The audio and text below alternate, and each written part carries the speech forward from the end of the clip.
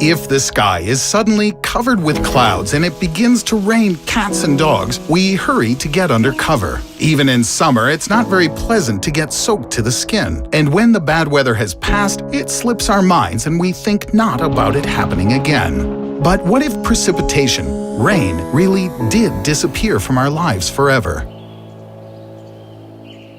Normally, from the sky, trillions of small water droplets, 0.5 to 7 millimeters in size, form rain, and snow ice crystals when the temperature drops below freezing. But what if these droplets cease to fall?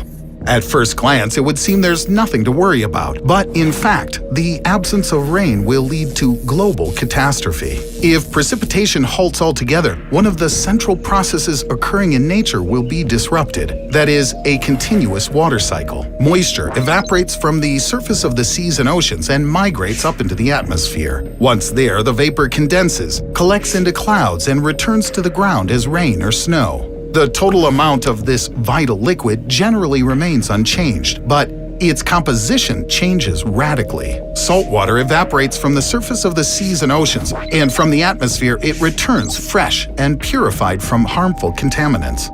But if the evaporation from the seas and oceans does not return to the Earth as precipitation, the cycle will be broken forever. The first and most obvious thing that will begin to happen is the disappearance of plants, many of which serve as food for humans and animals.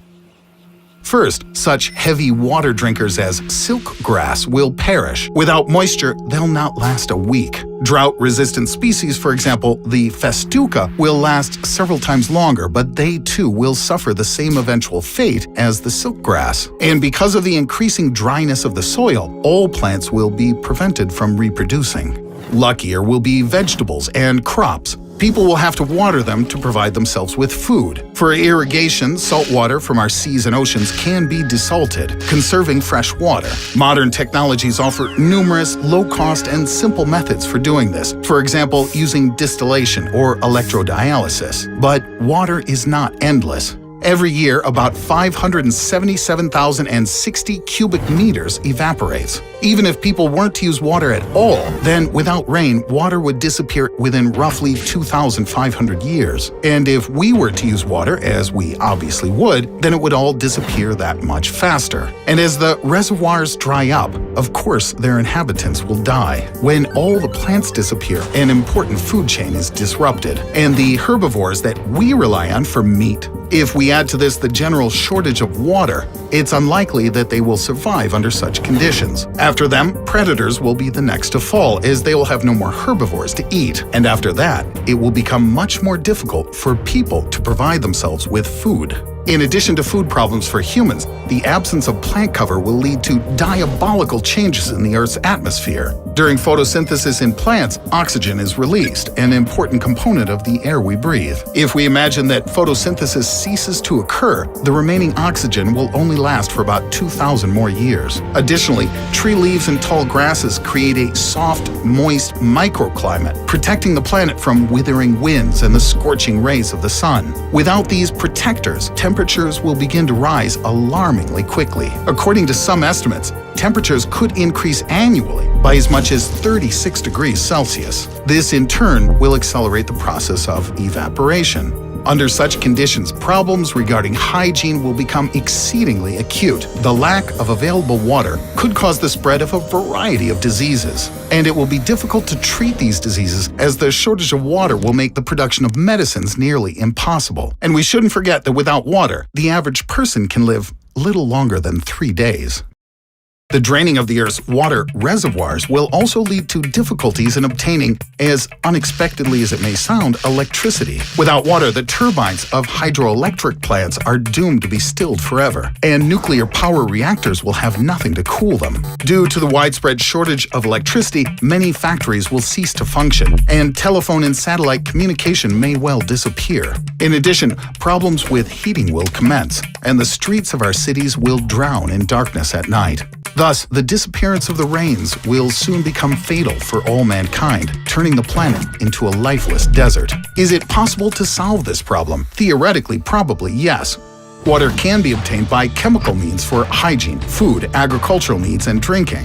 And electricity can be obtained using alternative methods, such as, for example, windmills. Winds on a planet without trees will become quite potent, and so this method will be very useful. Energy can, of course, be produced using solar cells, but alas, they only work during the daytime. In contrast, geothermal power stations are able to generate electricity from the heat of underground sources, for example, geysers, around the clock. True, modern technology unfortunately does not allow us to penetrate very deeply into the ground. At the moment, only 2% of the world's potential geothermal energy is readily available, or 840 billion watts, but this would be more than enough to meet the needs of humanity. However, it's quite likely that mankind won't have the time to build the factories that create water or to construct the required number of windmills to produce enough electricity. In the case of a natural worldwide catastrophe like this, every second counts, and erecting complex objects during a water shortage would put us in quite a tight spot. Certainly, the level and quality of life would fall dramatically, and the population of the Earth would significantly decrease. But the rest of humanity could try to create artificial ecosystems by building closed, self-contained giant domes. Stocks of water and energy in them should suffice for the needs of plants that support atmosphere, as well as the production of food for humans and animals. To save mankind,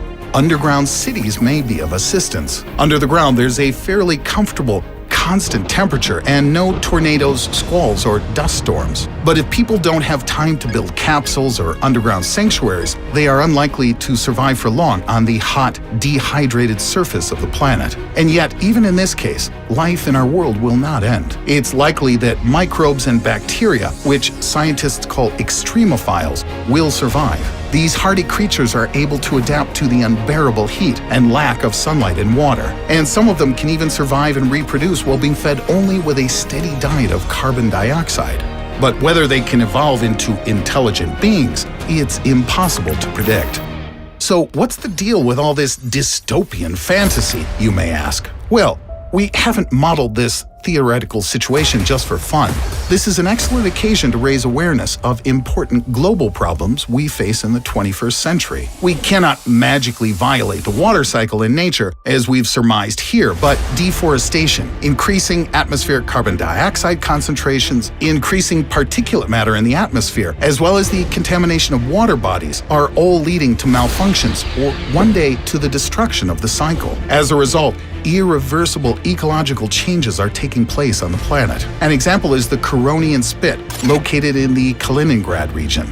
Due to the destruction of the forest, this once vibrant ecosystem has begun to turn into a desert. At present, the speed of deforestation worldwide has reached an insane rate. It's difficult to talk about exact figures, as the organizations that keep these records rely mainly on official data from relevant ministries in individual countries. According to their estimates, in just the first 5 years of the 21st century, the Earth lost 6 million hectares of forest annually.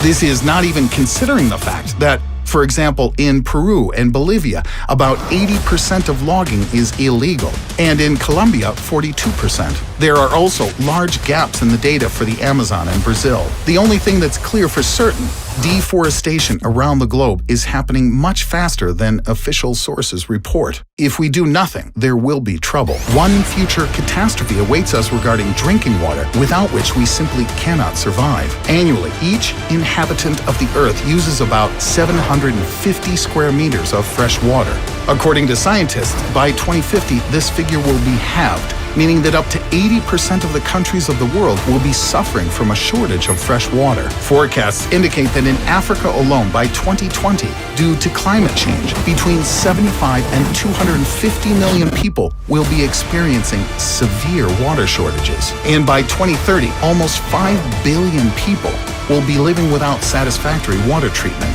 which will be approximately 67% of the world population. So that our planet does not become a giant wasteland, and mankind won't become mired in fierce and bloody wars for precious resources, we must first stop this massive deforestation, begin to consume water more judiciously, and look towards more innovative, eco-friendly technologies that will reduce the harmful emissions that are polluting the atmosphere.